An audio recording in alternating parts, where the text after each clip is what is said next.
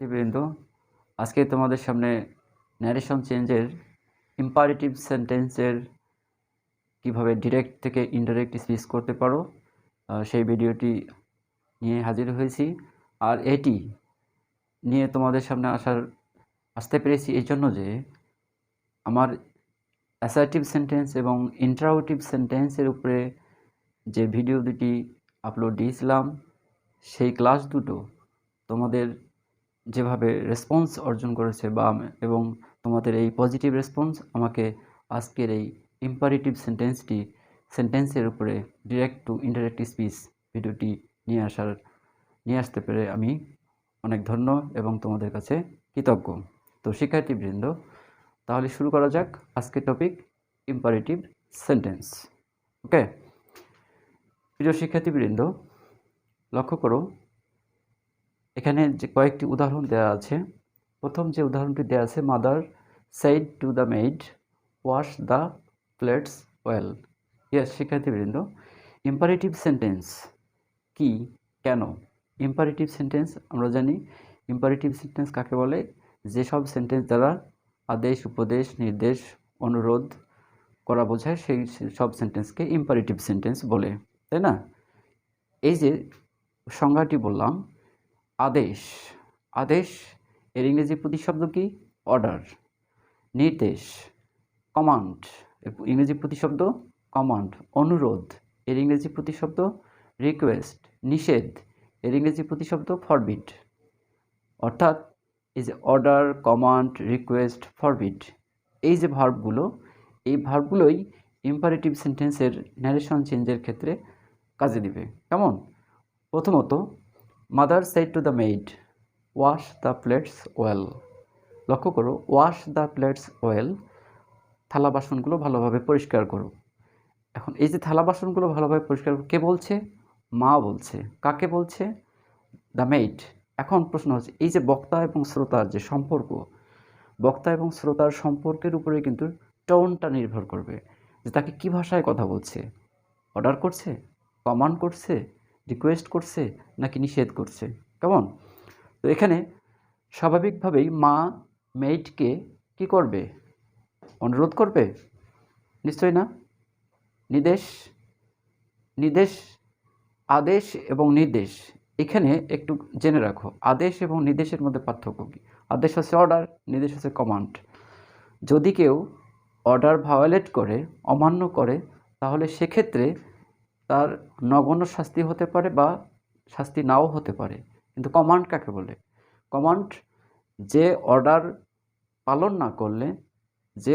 পালন না করলে তাকে অবশ্যই শাস্তি পেতে হবে, সেই ধরনের অর্ডারকে বলা হচ্ছে কমান্ড। কেমন? তাহলে মা মেইডকে কী ভাষায় কথা বলবে? আদেশের সুরে, নির্দেশের সুরে, অনুরোধের সুরে? কোনটা? অবশ্যই মা মেইডকে কি করছে? আদেশ করছে। আর আদেশ করার ইংরেজি কি? অর্ডার। Yes, order. সেক্ষেত্রে reporting verb said, yes, reporting verb said তার সঙ্গে টু। কেমন? অর্থাৎ said টু এর পরিবর্তে ব্যবহার করব অর্ডার্ড। ওকে, অর্ডার, রিকোয়েস্ট, কমান্ড, এগুলোর ক্ষেত্রে টু থাকবে না, কারণ এগুলো ট্রানজিটিভ ভার্ব। যেমন এর আগে আমরা করেছিলাম টেল থেকে টোল্ডের পরে যেমন টু থাকে না, তেমনি অর্ডার, কমান্ড, রিকোয়েস্ট এগুলোর ক্ষেত্রেও কিন্তু টু থাকবে না। তাহলে রিপোর্টিং ভার্ব said টু এর পরিবর্তে কী হলো? অর্ডার্ড। ওকে, তাহলে mother ordered the maid, mother order the made.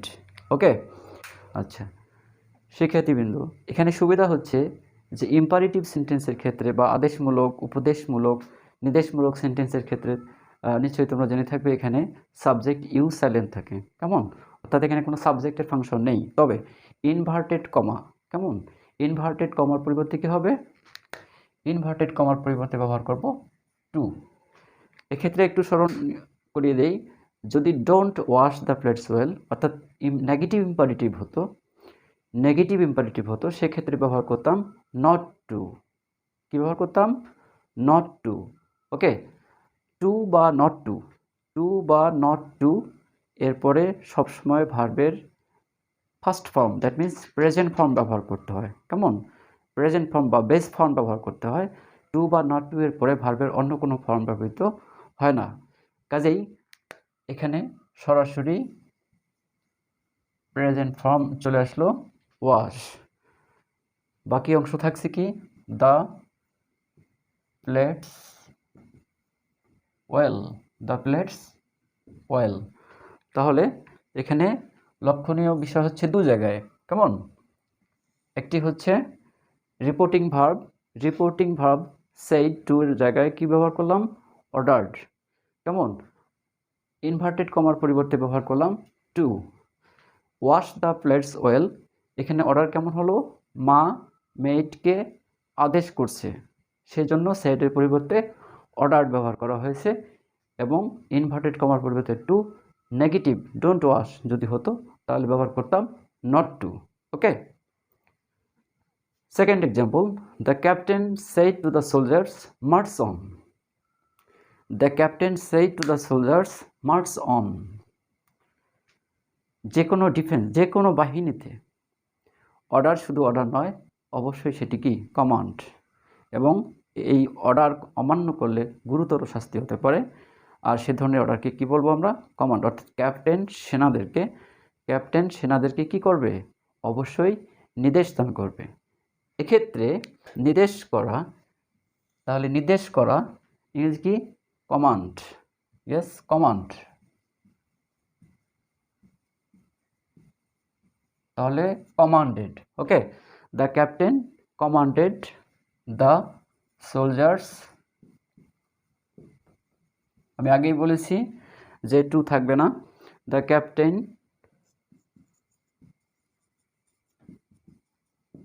Captain commanded the soldiers, inverted কমার পরিবর্তে টু, নেগেটিভ হলে হতো কি? Not to. March on.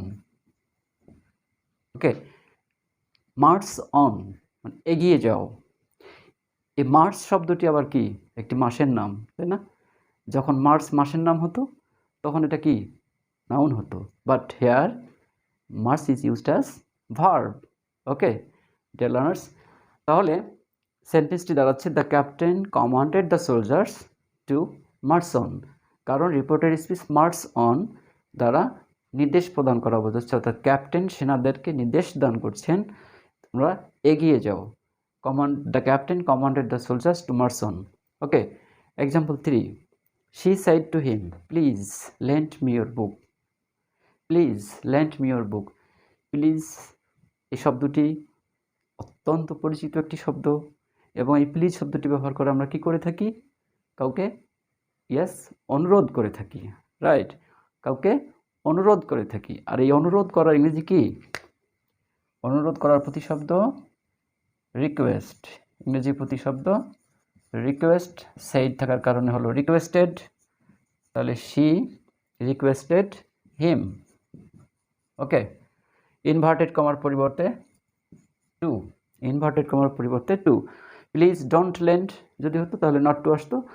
আর যেহেতু প্লিজ শব্দটির কারণে এই রিকোয়েস্ট শব্দটি ব্যবহৃত হয়েছে, তাই আর প্লিজ শব্দটি থাকছে না, প্লিজ শব্দটি ডিলিট হয়ে যাবে।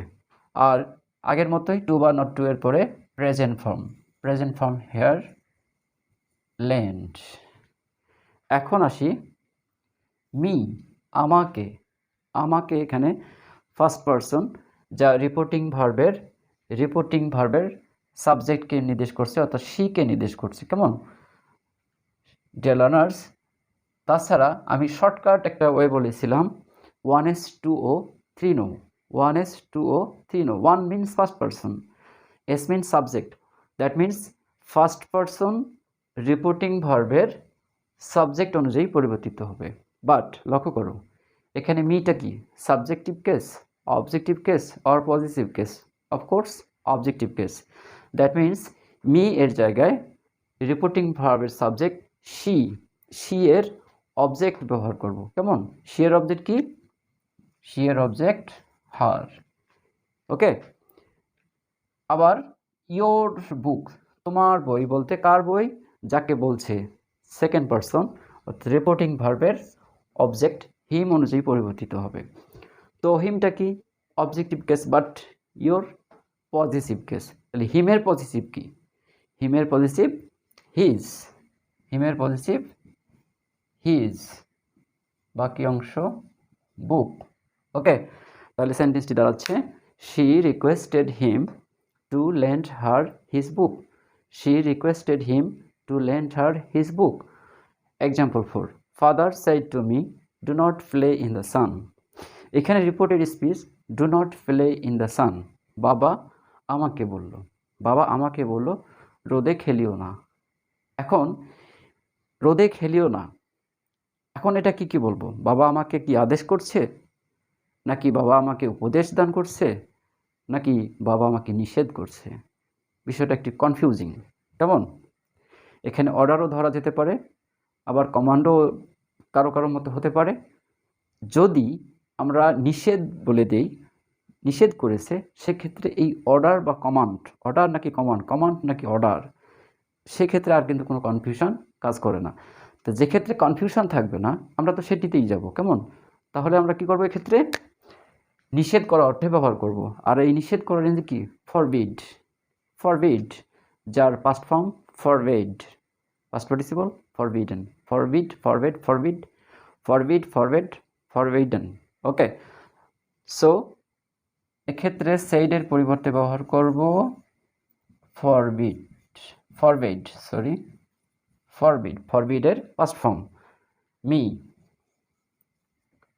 ওকে, এখন এই ইনভার্টেড কমার জায়গায় টু বসাবো নাকি নট টু বসাবো? তাহলে লক্ষ্য করো, এই যে ফরবিড, নিষেধ করা, এই নিষেধ করা, এই নিষেধ করার মধ্যে কি না শব্দটি থাকছে না? যেমন নেভার, কখনো না, এই নেভার শব্দটির মধ্যে কি না শব্দটি থেকে যাচ্ছে, সেক্ষেত্রে আর নো বা নট প্রয়োজন হয় না। নাথিং, এক্ষেত্রে নতুন করে নো বা নট প্রয়োজন নেই। তেমনিভাবে এখানে ফরবেড যেহেতু একটি নেগেটিভ ওয়ার্ড, অর্থাৎ নেগেটিভ অর্থ মিন করে, তাই আর এখানে টু বা নট টু ব্যবহার না করে কি ব্যবহার করব? To, to. তবে যদি অর্ডার বা কমান্ডের ব্যবহার করতাম সেক্ষেত্রে নট টু ব্যবহৃত, কারণ অর্ডার বা কমান্ড এই শব্দ দুটো নেগেটিভ অর্থ মিন করে না, এরা অ্যাফার্মেটিভ অর্থ মিন করে। তাই সেক্ষেত্রে ইনভার্টেড কমার জায়গায় কী হতো? Not to. এখন ফরবেড শব্দটি নাবোধক অর্থ প্রকাশ করায় ইনভার্টেড কমার জায়গায় নট টু ব্যবহার না করে টু ব্যবহার করব। ওকে, আর আগে নিয়ম অনুযায়ী টু এর পরে মেইন ভার্বের present form play in the sun. তাহলে সেন্টেন্সটি দাঁড়ালো father forbade me to play in the sun. এই যে আমরা চারটি এক্সাম্পল করে দেখলাম, প্রত্যেকটি এক্সাম্পল লক্ষ্য করো অ্যাসার্টিভ সেন্টেন্স হয়েছে কিনা। এই জন্য আগেই বলেছিলাম আমার আগের ভিডিওগুলোতে যে আমরা যে সব সেন্টেন্সেরই রিপোর্টেড স্পিচ করি না কেন, অর্থাৎ যে সেন্টেন্সের ডিরেক্ট স্পিচ থেকে ইনডিরেক্ট করি না কেন, ইনডিরেক্ট স্পিচ হয়ে যাওয়ার পরে সেটি অবশ্যই অবশ্যই অ্যাসার্টিভ সেন্টেন্স হবে, হতেই হবে, আদারওয়াইজ ইটস নট কারেক্ট। ওকে শিক্ষার্থী বন্ধুরা, তাহলে আমরা next example, the old man said to the girl B kind to the poor. বৃদ্ধ লোকটি মেয়েটিকে বলল B kind to the poor, গরিবদের প্রতি দয়ালু হও বা দয়া দেখাও। এই যে গরিবদের প্রতি দয়ালু হও বা দয়া দেখাও, বৃদ্ধ লোকটি যে মেয়েটিকে বলল, কি সেটা আদেশ করেছে? যদি মেয়েটি গরিবদের প্রতি দয়া না দেখায় তাহলে কি তার কোনো শাস্তি হবে? কমান্ড করেছে, অনুরোধ করেছে? না, এগুলোর কোনোটি নয়। তাহলে এই বৃদ্ধ লোকটি কি করেছে? মেয়েটিকে কি উপদেশ দিয়েছে। আর এই উপদেশ দেওয়ার ইংরেজি কি? অ্যাডভাইস। Yes, advice. তাহলে এখানে সেড টু এর জায়গায় বসাবো অ্যাডভাইস, অ্যাডভাইসড। ওকে, তাহলে সাবজেক্ট হচ্ছে দ্য ওল্ড ম্যান অ্যাডভাইসড, আগের মতো টু বাদ গেল, গার্ল ইনভার্টেড কমার জায়গায় টু, ডোন্ট বি থাকলে নট টু হতো, to be kind to the poor. Yes, the old man advised the girl, the old man advised the girl to be kind to the poor. অর্থাৎ reported speech দ্বারা যদি উপদেশ দেওয়া বোঝায় সেক্ষেত্রে reporting verb সেডের পরিবর্তে কী ব্যবহার করব? অ্যাডভাইসড এবং অর্ডার, কমান্ড, রিকোয়েস্ট এগুলোর মতোই ইনভার্টেড কমার ক্ষেত্রে আমরা কি বসাবো? টু বা নট টু, নেগেটিভ ইম্পারেটিভ হলে not to. Okay, next example, the teacher said to the students don't waste your time. Don't waste your time, শিক্ষক ছাত্রদের বললেন তোমরা সময় নষ্ট করো না, তোমরা সময় নষ্ট করো না। শিক্ষক এখানে ছাত্রদের কি অর্ডার করেছে? কমান্ড, রিকোয়েস্ট না, এগুলোর কোনোটি নয়। এখানেও শিক্ষক তার ছাত্রদের উপদেশ দিয়েছেন যে তোমরা সময় নষ্ট করো না। তাই আবার একইভাবে সেইডের জায়গায় কি বসাবো? Advised. Okay, advised the students, the teacher advised the students, inverted কমার পরিবর্তে এখানে নট টু ব্যবহার করব, কারণ ডোন্ট আছে negative imperative. Not to waste, not to waste your time, তোমাদের সময় বলতে কি টিচারের নাকি ছাত্রর? অবশ্যই ছাত্রদের সময়কে মিন করা হচ্ছে, তাহলে ইউরের জায়গায় কি বসাবো? হিজ বা হার। হ্যাঁ হতো, যদি দ্য স্টুডেন্ট হতো অর্থাৎ সিঙ্গুলার হতো সেক্ষেত্রে হিজ বা হার ব্যবহার করতাম, কিন্তু স্টুডেন্টস প্লুরাল নাম্বার, কাজে এই ইয়রটা অবশ্যই স্টুডেন্টসের পজিটিভ কেস বসাতে হবে, অর্থাৎ তাদের, ছাত্রদের। কেমন? তাহলে ইয়রের জায়গায় ব্যবহার করব দেয়ার, ইয়রের জায়গায় দেয়ার টাইম। ওকে, তাহলে অ্যান্সার দাঁড়াচ্ছে কি? সেন্টেন্সটি হচ্ছে the teacher advised the students not to waste their time. The teacher advised the students not to waste their time. Next example, let's start group study. Sohan said to me, Sohan আমাকে বলল যে চলো আমরা গ্রুপ স্টাডি শুরু করি। হ্যাঁ, group study কি? দলগতভাবে পড়াশোনা। ওকে, চলো আমরা দলগত পড়াশোনা শুরু করি বা গ্রুপ স্টাডি শুরু করি। এটি, এই যে সোহান কি করছে, আমাকে কি করছে? প্রস্তাব করছে। এখন এই প্রস্তাব চেনার খুব সহজ একটি উপায় হচ্ছে লেটস বা লেটাস, অর্থাৎ রিপোর্টেড স্পিচে লেটস বা লেটাস থাকলে কোনো সন্দেহ নেই, কেমন, সেটিকে প্রস্তাব হিসেবে বিবেচনায় নিতে হবে। তাহলে সোহান আমাকে প্রস্তাব করলো যে চলো আমরা গ্রুপ স্টাডি শুরু করি। এখন এই লেটস বা লেটাস অর্থাৎ প্রস্তাব করা বোঝালে সেক্ষেত্রে রিপোর্টিং ভার্ব সেইডের জায়গায় ব্যবহার করব প্রপোজড। ওকে, কী ব্যবহার করব? সেইডের জায়গায় প্রপোজড। সোহান প্রপোজড, এক্ষেত্রে টু থাকবে, অর্থাৎ এই প্রপোজ ভার্বটির ক্ষেত্রে টু রাখতে হবে। সোহান প্রপোজড টু মি, এক্ষেত্রে ইনভার্টেড কমার জায়গায় ব্যবহার করব দ্যাট। লেটস বা লেটাস, লেটস বা লেটাস থাকলে প্রস্তাব করা বোঝাবে, প্রস্তাব করা বোঝালে রিপোর্টিং ভার্ব সেইডের জায়গায় ব্যবহার করব প্রপোজড, ইনভার্টেড কমার জায়গায় ব্যবহার করব দ্যাট। এখন এখানে কথা হচ্ছে, আগে তো আমরা টু বা নট টু ব্যবহার করেছি, এই টু বা নট টু এর পরে কি চিরন্তন সত্য যে অলওয়েজ কি হবে? V1 base form, present form ব্যবহার করতে হয়, কিন্তু এখানে টু বা নট টু ব্যবহার না করে ব্যবহার করা হয়েছে কি? দ্যাট। Okay, that. মজার ব্যাপার হচ্ছে তার মানে দ্যাটের সঙ্গে একটি ক্লোজ আসবে, দ্যাটের সঙ্গে ক্লোজ আসবে, আর ক্লোজ এখানে সেই ক্লোজটি কি? অবশ্যই অ্যাসার্টিভ টাইপ। এই assertive type close, that means এখানে সাবজেক্ট ব্যবহার করবে, দ্যাটের পরে কি ব্যবহার করব? টু বা নট টু ব্যবহার না করে সাবজেক্ট। এখন সাবজেক্টটা কি হবে এখানে? লেটস, লেট আস, তাহলে আসের সাবজেক্ট কি? উই, আসের সাবজেক্ট উই। আচ্ছা, সোহান আমাকে বলল চলো আমরা, তাহলে কি সেখানে সোহানও থাকছে, আমিও থাকছি।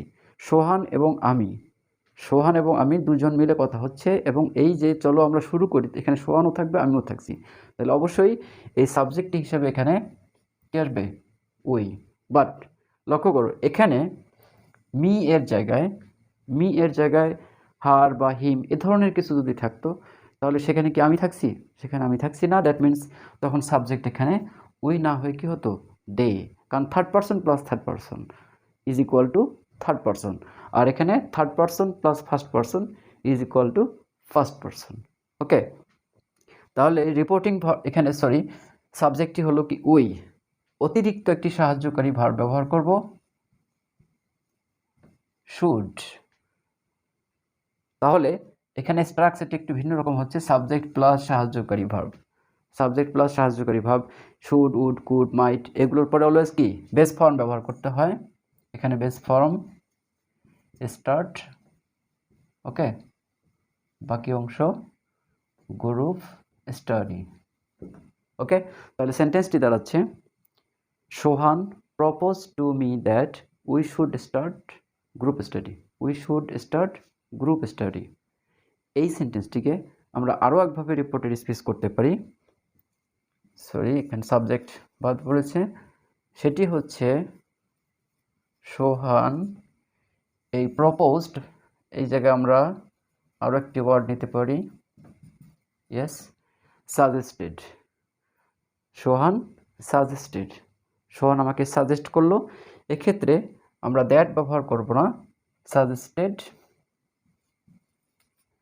আওয়ার, অর্থাৎ এই যে সাবজেক্ট এখানে যে আজ ছিল যার পজিটিভ ফর্ম ব্যবহার করব সোহান সাজেস্টেড আওয়ার। এক্ষেত্রে ভার্ব স্টার্ট এর ইং ফর্ম ব্যবহার করব starting. Okay, Sohan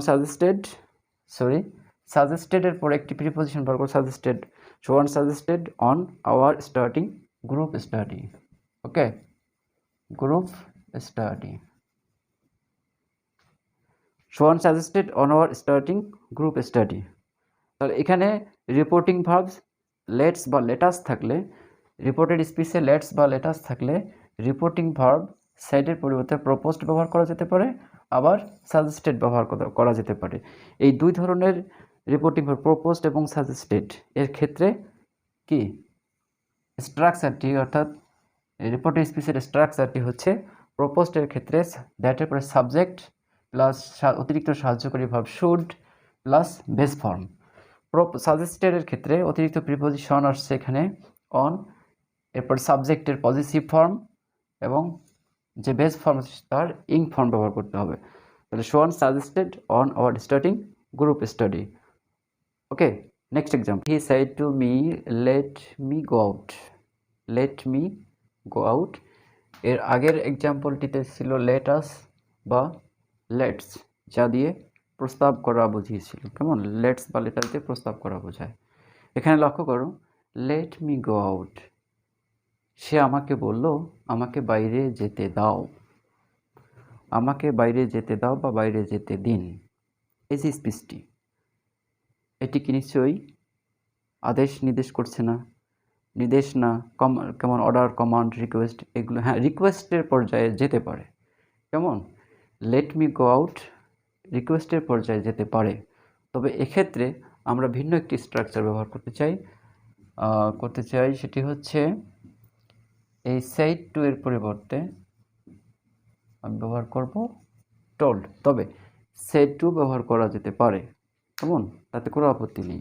he said to me বা হি টোল্ড মি, প্রস্তাবমূলক রিপোর্টেড স্পিচের মতো এখানেও কি ব্যবহার করব, দ্যাট, ঠিক আছে, হি টোল্ড মি দ্যাট। এখন স্বাভাবিক নিয়মে দ্যাটের পরে কি সাবজেক্ট, এখন মি এর সাবজেক্ট আই, তাহলে কি আই ব্যবহার করব, নো। এখানে মি বলতে কাকে মিন করছে, ফার্স্ট পারসন রিপোর্টিং ভার্বের subject he K, that means তাহলে মি এর পরিবর্তে আমি ব্যবহার করব আই। ওকে, অতিরিক্ত সাহায্যকারী ভার্ব হিসেবে এখানে ব্যবহার করব might, he told me that he might, মাইটের পরে বেস ফর্ম গো আউট। তবে হি মাইট গো আউট এখানে আবার এভাবেও করা যেতে পারে, he might be allowed to go out, কেমন, অর্থাৎ এভাবে আসতে পারে, he said to me that he might be allowed to go out, অথবা he told me that he might go out. তাহলে যখন এই let me, let him, let her, let them, let us বাদে অন্য যখন পার্সন আসবে, let me, let him, let her, let them, ঠিক আছে? এইসব ক্ষেত্রে কী হবে, সাধারণত অনুমতি চাওয়া বা অনুমতি দেওয়া অর্থে বোঝায়, অনুমতি চাওয়া বা অনুমতি দেয়া। আর সেক্ষেত্রে এই সেন্টেন্সটিকে আমরা এভাবেও করতে পারি, দ্যাট মিন্স হি অ্যালাউড, ঠিক আছে? He allowed me, he allowed me to go out, এভাবেও করা যেতে পারে। তবে সেক্ষেত্রে স্ট্রাকচারটি একটু টাফ হয়ে যায়। এক্ষেত্রে এটাই বেটার যে লেট মি বা লেটাস, হ্যাঁ, অর্থাৎ লেট থাকলে আমরা ইনভার্টেড কমার জায়গায় দ্যাট ব্যবহার করব এবং দ্যাটের পরে অ্যাসার্টিভ ক্লোজ অর্থাৎ সাবজেক্ট প্লাস সাহায্যকারী verb plus others. Okay, next example, father said to mother give my breakfast. Father said to mother give my breakfast.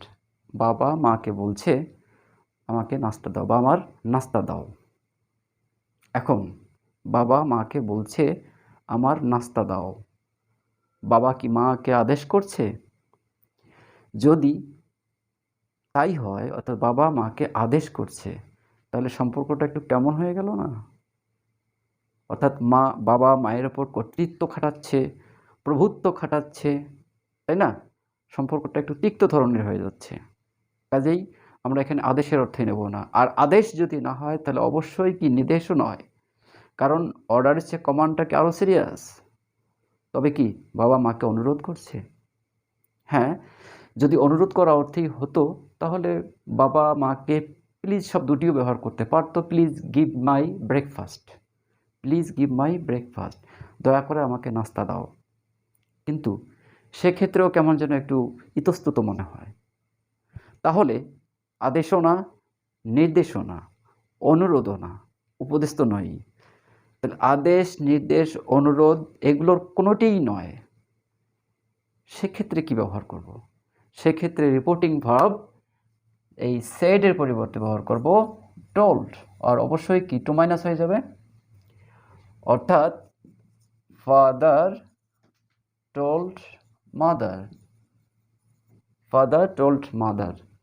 তাহলে কি হলো, যখন বক্তার কথা বা রিপোর্টেড স্পিচ দ্বারা কোনো আদেশ, উপদেশ, নির্দেশ, অনুরোধ এগুলোর কোনোটিই স্পষ্ট হয় না, সেক্ষেত্রে রিপোর্টিং ভার্ব সেডের পরিবর্তে টোল্ড ব্যবহার করব।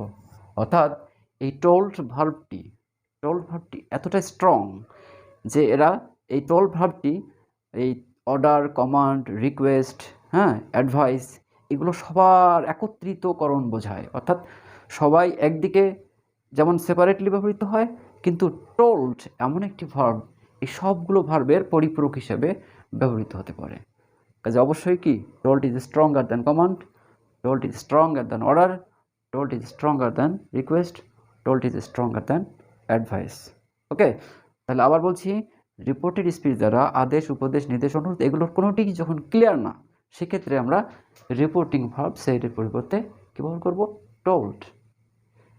ওকে, এখানে তো লেট মি বা লেটাস এগুলো নেই, কাজেই টু বা নট টু, যেহেতু নেগেটিভ নয় কাজেই নট টু। আর যথা নিয়মে গিভ মাই ব্রেকফাস্ট, আমার নাস্তা মানে বাবার নাস্তা, অতএব মায়ের জায়গায় কী ব্যবহার করব? His breakfast. ওকে, তাহলে সেন্টেন্সটি দাঁড়ালো father told mother to give his breakfast. Next example, the teacher said to the students listen to children.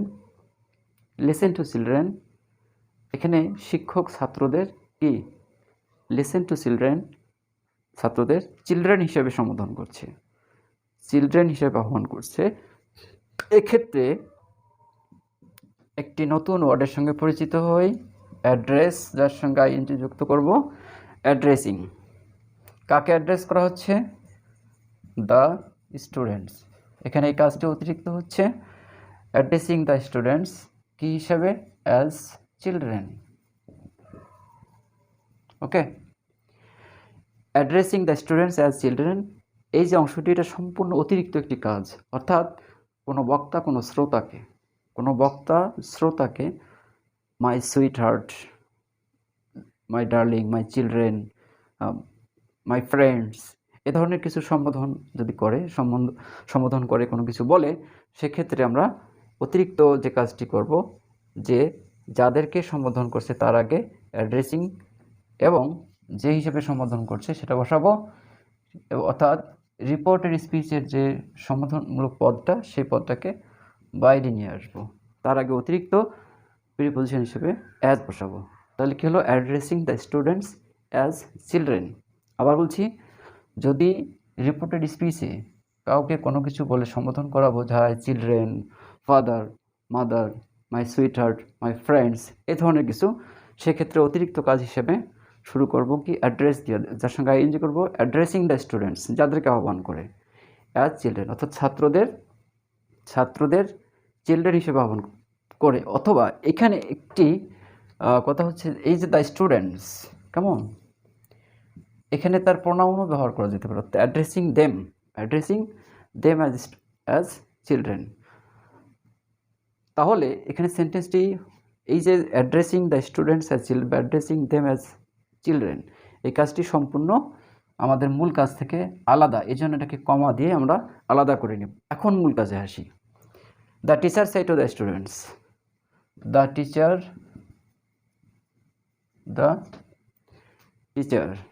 Okay, the teacher,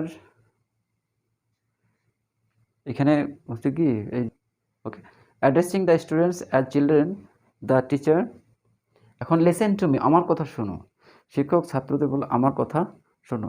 এই যে এখানে শিক্ষক ছাত্রদের বলল আমার কথা শোনো, বাচ্চারা আমার কথা শোনো, এটিকে নর্মালি কি হিসেবে ক্লাসে আমরা কি, অবশ্যই শিক্ষক ছাত্রদের কি আদেশ করছে, শিক্ষক ছাত্রদের আদেশ করছে। তাহলে রিপোর্টিং ভার্ব সাইডের পরিবর্তে অর্ডার্ড, রিপোর্টিং ভার্ব সাইডের পরিবর্তে অর্ডার্ড। যেহেতু আগে নাউন ব্যবহার করেছি, কাজে এখন ব্যবহার করব প্রোনাউন। যদি আগে প্রোনাউন ব্যবহার করি, পরে ব্যবহার করব নাউন। তাহলে addressing the students as children, the teacher order them to listen to me, আমাকে, এখানে মিটা অবজেক্ট, কার পরিবর্তে বসেছে? অবশ্যই টিচার, কাজেই মি এর জায়গায় ব্যবহার করব হিম। ওকে, তাহলে addressing the students as children, the teacher ordered them to listen to him. আমি আবার বলছি, যদি রিপোর্টেড স্পিচে সম্বোধনমূলক কোনো পদ থাকে বা কোনো ফ্রেজ থাকে, সেটির জন্য আমাকে আলাদা করে একটি কাজ করতে হবে। সেটি কি? অ্যাড্রেসিং। শুরু করব কি দিয়ে? অ্যাড্রেসিং, যাকে সম্বোধন করছে, কী হিসাবে সম্বোধন করছে। ওকে, তারপর মূল কাজ, the teacher order them to listen to him. Okay, তাহলে আরেকটি example, boy said to the teacher, sir please repeat this point, sir দয়া করে এই পয়েন্টটি রিপিট করুন। তাহলে এখানে প্রথমত আমরা প্লিজ রিপিট দিস পয়েন্ট, অর্থাৎ প্লিজ আছে, তার মানে নিঃসন্দেহে সাইডের পরিবর্তে কি ব্যবহার করব? রিকোয়েস্ট ব্যবহার করব, তাতে কোনো সন্দেহ নেই। কিন্তু এখানে অতিরিক্ত একটি কাজ আছে, সেটি হচ্ছে স্যার, অর্থাৎ কাউকে স্যার বলে সম্বোধন করলে সেক্ষেত্রে অতিরিক্ত কাজটি হচ্ছে শুরুতেই ব্যবহার করতে পারি উইথ রেসপেক্ট, কেমন? উইথ রেসপেক্ট, তারপরে মূল স্ট্রাকচার, দ্য বয় রিকোয়েস্টেড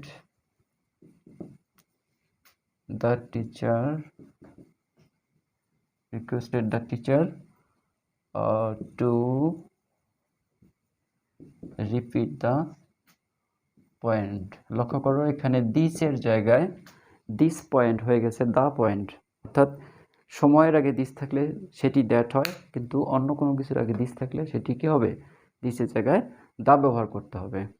তাহলে যদি রিপোর্টেড স্পিচে স্যার বলে কাউকে সম্বোধন করা হয়, সেক্ষেত্রে অতিরিক্ত একটি ফ্রেজ ব্যবহার করব, উইথ রেসপেক্ট। তবে উইথ রেসপেক্ট এটাকে আমরা একসঙ্গে একটি অ্যাডভার্বে পরিণত করে লিখতে পারি, রেসপেক্টফুলি, কেমন? রেসপেক্টফুলি, এখানে উইথ রেসপেক্ট প্রথমে যতটা ম্যাচ করে, অবশ্যই রেসপেক্টফুলি প্রথমে ততটা ম্যাচ করে না। সেক্ষেত্রে এই রেসপেক্টফুলি অ্যাডভার্বটি এখানে ব্যবহার করা যেতে পারে, কেমন? অর্থাৎ the boy respectfully requested the teacher, the boy respectfully requested the teacher two repeat the point. আচ্ছা, এখানে কথা হচ্ছে এই রেসপেক্টফুলি এখানে কি লেখা যাবে? যাবে না, তাছাড়া অন্য কোথাও লেখা যাবে না? অবশ্যই যাবে। অর্থাৎ the boy requested the teacher respectfully, the boy requested the teacher respectfully to repeat the point. আবার the boy requested the teacher with respect, সেটিও হতে পারে। অর্থাৎ স্যারের পরিবর্তে সমার্থক একটি ফ্রেজ বা একটি ওয়ার্ড অ্যাডভার্ব ব্যবহার করতে হবে, সেটা হতে পারে উইথ রেসপেক্ট বা রেসপেক্টফুলি। কেমন? আর এই উইথ রেসপেক্ট বা রেসপেক্টফুলি এখানে কোথায় ব্যবহৃত হলো সেটি যতটা বড় কথা নয়, বড় কথা হচ্ছে যে স্যারের পরিবর্তে একটি সমার্থক ফ্রেজ বা একটি অ্যাডভার্ব ব্যবহার করা হয়েছে এবং সেটি হচ্ছে উইথ রেসপেক্ট বা রেসপেক্টফুলি। তবে সব কিছুর একটা সুইটেবল প্লেস আছে, কেমন? অর্থাৎ যে জায়গাটিতে বসালে এটা সুইটেবল হবে, সুইটেবল ফর লিসেনিং, কেমন? বা গ্রামাটিক্যালি সেটাকে বেশি পারফেক্ট মনে হবে, সেক্ষেত্রে সেই প্লেস মতোই ব্যবহার করা বেটার। আর সে অনুযায়ী এখানে উইথ রেসপেক্ট শুরুতে অথবা রেসপেক্টফুলি মেইন রিকোয়েস্টেড মেইন ভার্বের আগে, এই দুটোই হচ্ছে best place. Okay, next, Shila said to Sohel good night darling. Shila said to Sohel good night darling. এখানে আবারও শিলা সোহেলকে কি ডার্লিং বলে সম্বোধন করেছে, কাজেই আগের মতো অ্যাড্রেসিং কাকে? সোহেল। কি বলে? As darling. ওকে, অ্যাড্রেসিং কাকে অ্যাড্রেস করছে? সোহেলকে অ্যাড্রেস করছে। কি বলে অ্যাড্রেস করছে? ডার্লিং। তার আগে অতিরিক্ত একটি preposition as. Addressing Sohel as darling, অতিরিক্ত কাজটি কমা দ্বারা থামিয়ে দিলাম। এখন মেইন স্ট্রাকচারে আসি। শিলা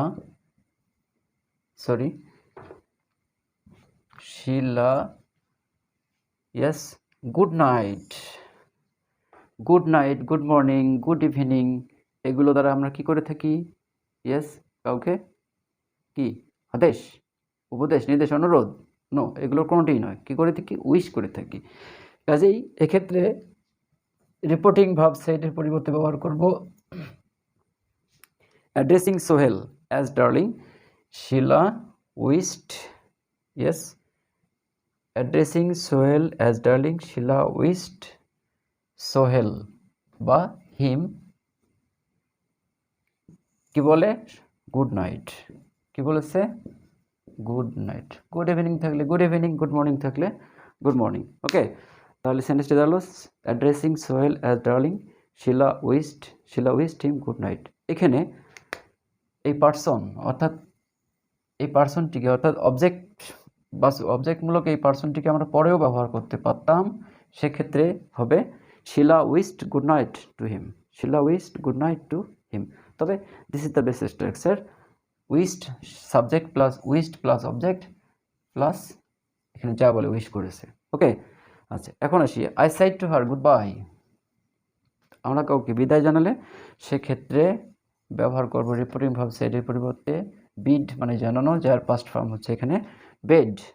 I bade her goodbye, I bade her good bye.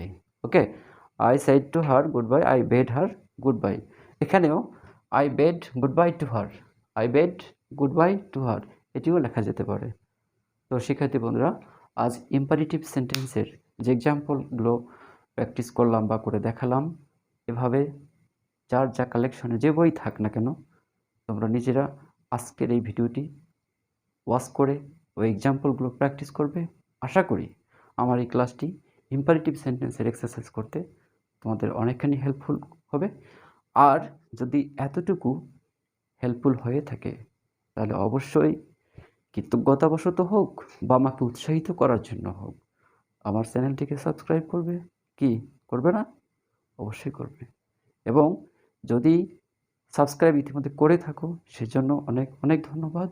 যারা এখনও করোনি তাদেরকে আমি আবারও আহ্বান করব, আমার এই চ্যানেলটিকে সাবস্ক্রাইব করো, আমাকে উৎসাহিত করো গ্রামারের উপরে নিত্য নতুন ভিডিও তৈরি করার জন্য আমাকে অনুপ্রেরণা যোগাও।